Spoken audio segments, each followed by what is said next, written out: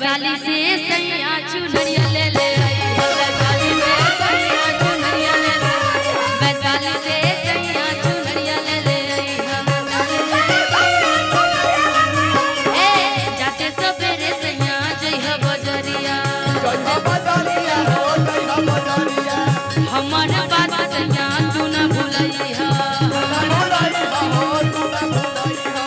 होते सवेरे सैया जइहा बजरिया, जइहा बजरिया हो जइहा बजरिया, हमर बात सैया तू न भुलइहा, तू न भुलइहा, तू न भुलइहा, होते सवेरे घरे आई है मयरिया चुनरिया ले ले आई हा, होते सवेरे घरे आई है मयरिया चुनरिया ले ले आई हा।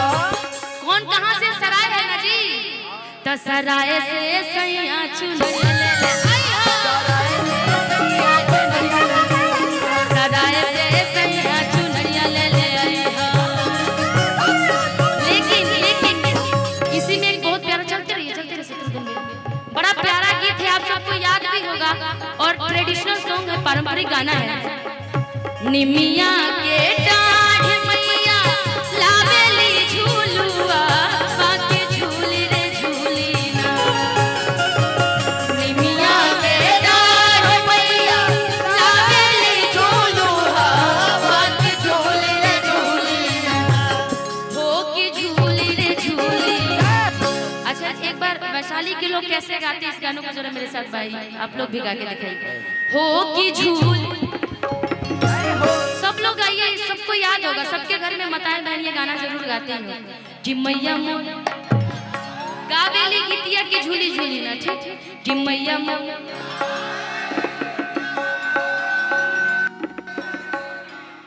अरे सब मिलके एक साथ गाइए, किसी का सुर इधर किसी का सुर उधर हो रहा है।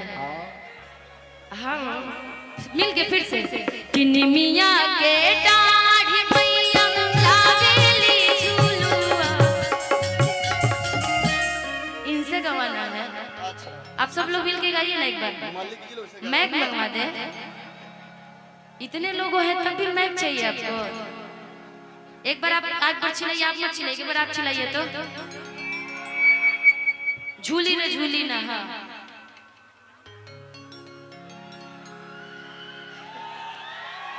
अच्छा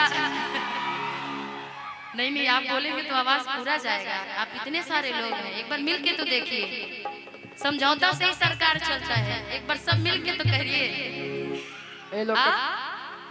महागठबंधन भाई, हाँ वही बोल रहे, समझौता से सरकार चलेगा, सब मिलके गाइए तो देखिए आवाज कितना ज्यादा निकलेगा। एक बार सब चिल्लाइए तो हो गया ना महागठबंधन। अब क्या चाहिए, अकेले अकेले रहिएगा तो फिर हार ही जाइएगा। सब लोग मिलके गाइए हमारे साथ, जो जो चाहते हैं कि सरकार बने फिर दोबारा, तो जरा हाथ उठा करके मेरे साथ एक बार सब हाथ उठा लीजिए। जो नहीं चाहता है कि मुझे गाना याद नहीं है तो हाथ उठा के ताली बजा के।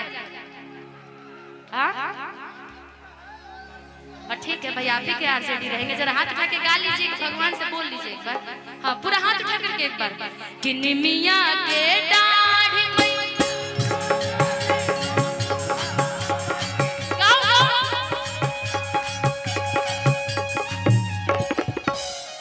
देखे ऐसे बनेगा तो आरजेडी दोबारा आएगी। बैटरी डाउन भाई लोग के काहे इतना बैटरी डाउन है, दारू बंद हो गई, दोनों पार्टी एक होइए तो सही पहले। हाँ दोनों हाथ उठा करके एक बार साथ में गाइए, मेरे हाथ को उठा के एक बार ताली बजा के भी गाइए। यदि ताली नहीं बजा सकते, एक हाथ में फोन है तो एक हाथ ही हिलाते रहिए तो पता चलेगा कि हाँ भाई आप साथ में खड़े हैं। हाथ उठाइए पूरा पूरा।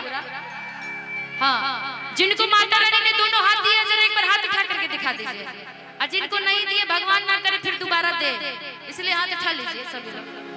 अब सच में गाइए भी ताली बजा के कि निमिया के डाढ़ लावेली झूलुआ, बाकी झूली रे झूली ना, निमिया के डाढ़ मैया लावेली झूलुआ, बाकी झूली रे झूली ना, हो की झूली रे झूली ना, कि मैया मोरी गावेली थी, या की झूली रे झूली ना, कि मैया मोरी गावेली थी,